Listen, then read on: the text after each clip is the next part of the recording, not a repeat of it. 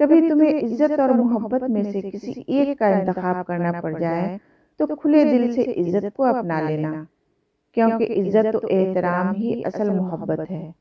जहाँ इज्जत नहीं वहाँ मोहब्बत हो ही नहीं सकती। बड़ी सादा सी बात है, मगर आपका सुकून की इस पर मुनहसर है। वफा करो तो हमेशा दरिया के किनारे पर उगने वाली घास की तरह, जो डूबने वाला उसे पकड़ता है तो या तो वो उसे बचा लेती है या खुद भी उसके साथ डूब जाती है।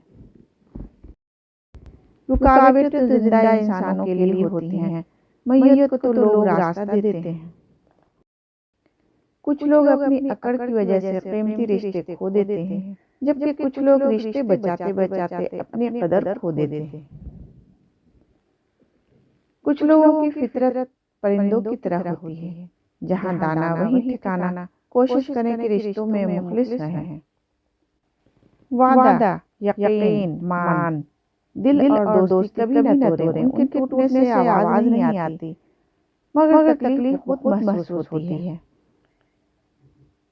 जब ज़मीर गुलामी का आदी हो जाए तो ताकत कोई मायने नहीं रखती। जिंदगी सब्र है, मगर यह सब्र मुसलसल नहीं।